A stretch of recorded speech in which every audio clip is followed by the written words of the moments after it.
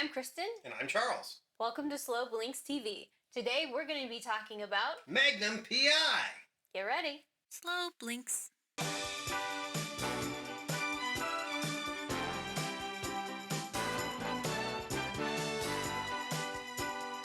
I don't know if we've ever said this about a show before. Yeah, oh no, we don't ever say this about shows, but this show has the best freaking theme song of any show we've ever talked about. Season 1 has a different intro song.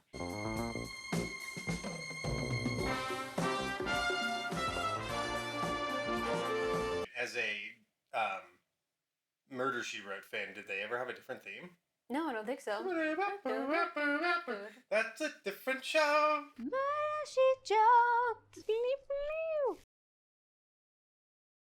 Magnum P.I. was a cultural institution in the 80s. It is probably the most popular, to me it feels like the most popular of the popular culture things that we have talked about.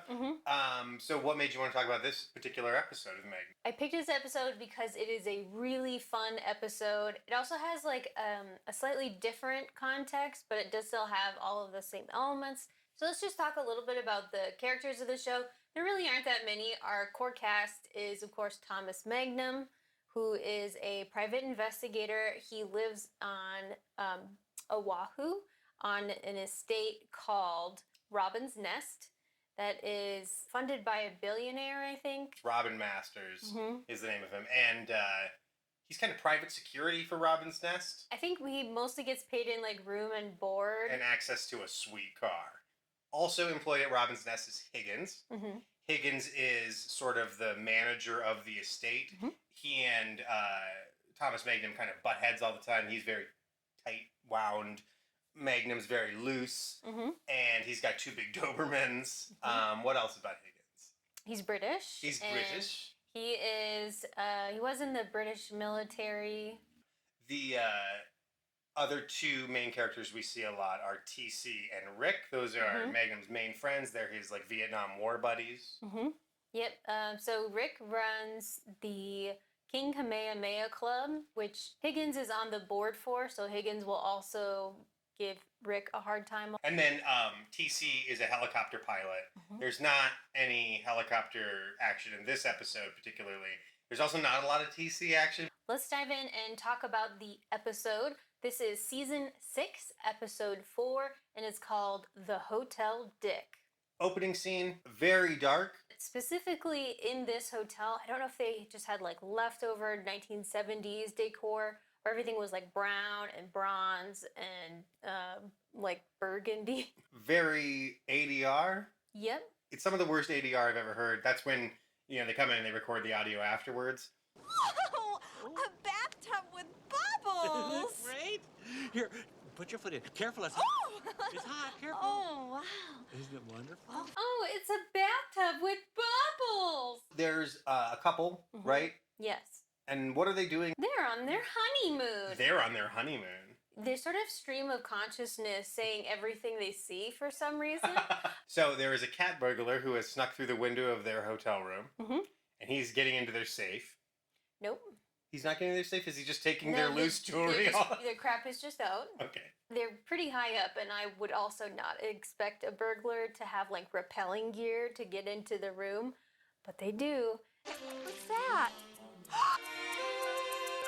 Call the house detective. So we get a pretty good chase scene. You don't see the hotel detective's face, but he's chasing the burglar. They run through the pool area. They get up onto a roof, and the burglar jumps from one roof to another, and it looks like the hotel detective's going to do the same thing, but then he stops. Camera pans up. Magnum P.I. He's not wearing his regular attire, which I have replicated here, including this exact shirt. So now we know it is Thomas Magnum, who is the hotel detective. He has been called in by his boss for not catching the cat burglar, who is apparently named the Catman of Kauai. You should be summarily fired for this, but I'm not going to do that, because I'm going to give you one more chance, Magnum. Thanks, Clyde. Or I'll tip you straight into the bog of eternal stench before you can blink. We also find out that Thomas is in trouble for not keeping sex workers out of the hotel. Tailed suspected Sex worker. up to the Prince Cojillo suite, then interrogated her afterwards in the Aloha Lounge. You're supposed to arrest them, not wine and dine them. He has a gripe of his own because Magnum would like to carry his firearm, and he's not allowed to. There's also a deadline for him catching the Catman. A jewelry design convention that's going to be held at the hotel, and it's a perfect opportunity for this cat burglar to strike. So Magnum is back in his room, which is a very weird room. It's like half office, half bedroom. Yeah. There's like a bed, but there's also a little desk. There's curtains that are closed.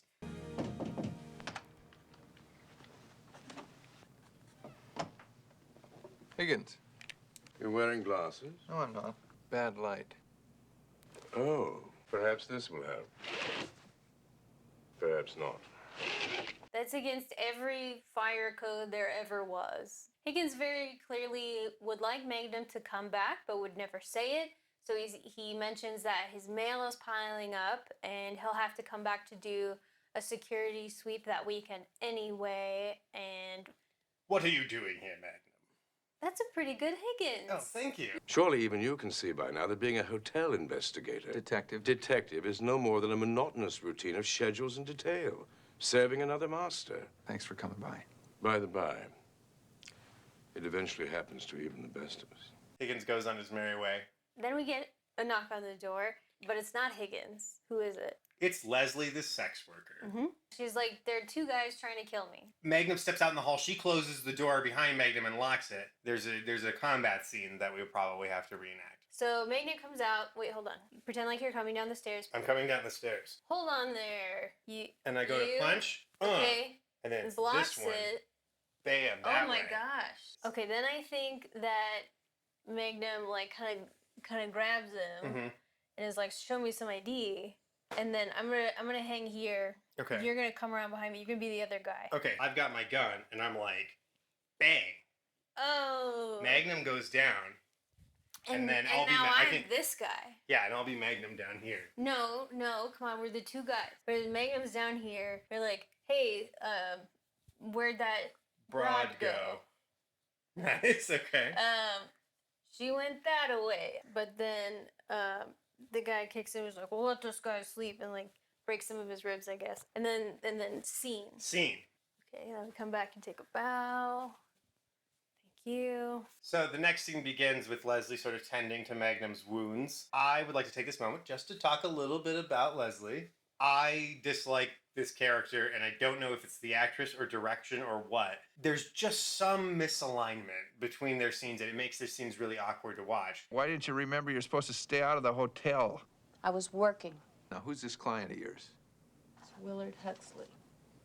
Willard X. Huxley is a real well-known criminal. And he knows I heard him setting up a job. So, Thomas, if you turn me in, I'm gonna go to jail.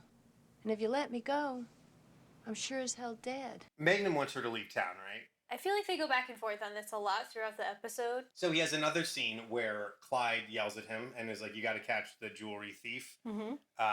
Magnum returns to his room and he finds a wonderful surprise. Leslie has tried to cook him dinner, which entails putting a frozen dinner into It's like a toaster oven? I think it looks like a toaster oven. It doesn't take any of the packaging off. No. And then goes to take a shower. Salisbury steak, mashed potatoes, and a brownie. It would have helped if you'd taken them out of the cartons. Well, she has an explanation. Well, I don't cook much. She's more of a home wrecker than a homemaker. No, don't. You're ruining it. Next, they argue about whether or not she should stay or if she should leave town. Again? But then Magnum hatches a plan. Rick, what are you doing tonight? Huh? Oh, hey, that's great. Do you have any friends? So Rick and this other sex worker show up at the hotel. They're dressed to the nines. They're being trailed by like a bunch of bellboys carrying tons of luggage. Mm-hmm. Rick pays with like fat stacks of cash, Yes. flashing money around. They go to the honeymoon suite. I really love the other sex worker, Cleo, in this scene. She has some great lines. Hey, guy, people change. Before this, I was a dancer.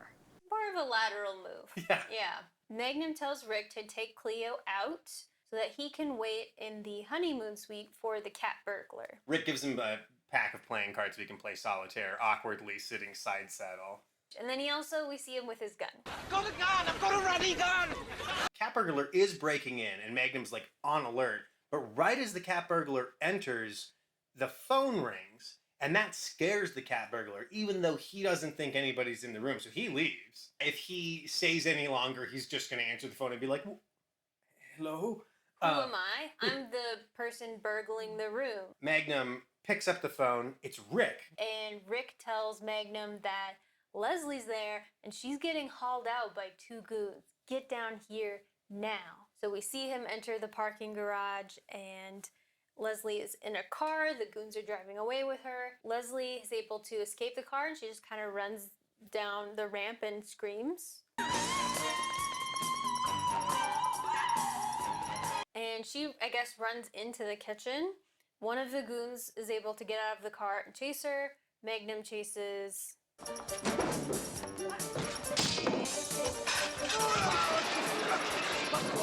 And what I will say is this begins the most broken dishes in any Magnum P.I. episode ever.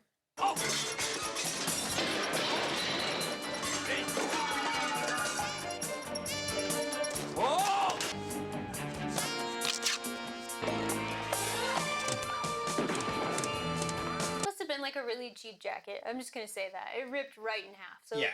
kids, crime doesn't pay. Not, at least not in jackets. Not in jackets. So Magnum and Leslie are back in the room. Leslie is packing, but she's not really packing. This made you very angry. Yes, she's doing a terrible job of pretending to pack.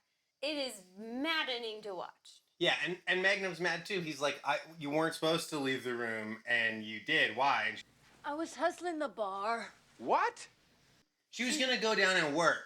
She's going to go down and work the bar. She is a sex worker. Right. She goes to work sex. Man's gotta eat, Julian. We hear Clyde knock on the door, and Magnum scrambles, takes all of her crap, shoves it in the bag, shoves her in the closet, stands in front of the closet, and then I think lets him in. Clyde comes in and makes a beeline for the bathroom, and I really thought he was just going to shut the door and there was going to be a long silence. Dinner was full! He's got news for Magnum. You're fired. It's your hotel, Clyde. You're damn right it is, and I intend to keep it that way, and I want the burglars and Sex worker. riffraff out. And you can include yourself in that latter category. There's like a wacky Noel Coward thing where Leslie keeps coming out of the closet and he keeps having her shove her back in. And Remember, checkout is 12 noon. After Leslie finally, is out again, she returns to terribly packing. while this is all happening, while she's doing her packing, Magnum has the piece of fabric that he got from the bad guy, and a number falls out of a pocket in it. Magnum calls it, and guess who's on the other side? The president. You've seen this episode. You know who it is. Mr. Ed. No, it's Clyde. So Clyde is an inside man. So it's the big day. It's the jewelry design convention at this kind of hotel plaza area. Mm-hmm. Magnum and Leslie sneak back onto the property. Magnum has the wonderful disguise of sunglasses. Leslie's wearing an outfit that I'm pretty sure she's been thrown out of this hotel before wearing, but it comes into play later. Also at the convention, we see Rick and we see Higgins. They are both dressed as waiters. Also, TC is there just kind of hanging out in a white coat. They actually spot Huxley and Clyde, and this is when they want to make a distraction. Now lean back and smile. Oh my God! Oh, help me! While they're distracted, Clyde and Huxley are like, well, this is a good opportunity. They go into the jewelry room. Mm-hmm. They have two goons that are dressed as cops or security or something that are supposed to follow after them. Who is it? Goons. Who? Hired goons. But this is the moment where Rick and Higgins come into play. Give me your other hat, that's it. That's what we get her.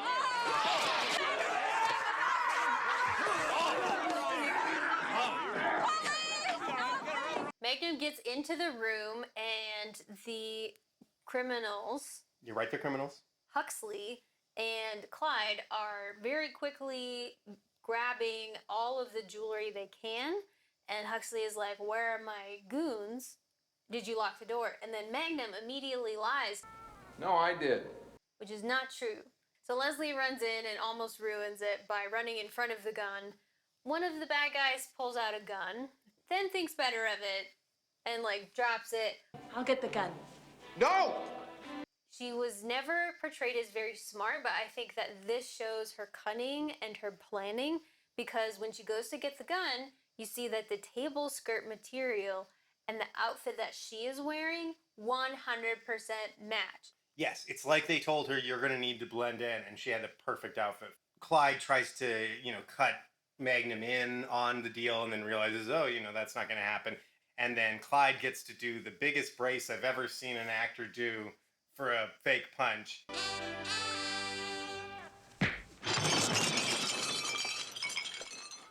Yep, that's the last of the broken dishes for the episode. We'll have the total number of dishes broken here. We see the gang back up in his office/room, and they are trying to convince him that it's time for Magnum to leave. His job is done. He can go home now. Right. He's not quite ready. He says, I got a little more work to do here. Knock at the door. One last visit from Leslie. His friends leave. Leslie's like, I'm going to leave town. I'm either going to go to like LA, or my sister works on a ranch in Nevada and makes a lot of money. It's not that kind of a ranch. So they're saying goodbye, and the phone rings. He answers, and he finds out that the cat burglar's back. And we get to see the same chase scene that we saw at the beginning. He runs through the pool. He gets up on the ledge, onto the roof. He jumps. And this time we see Magnum jumping after him.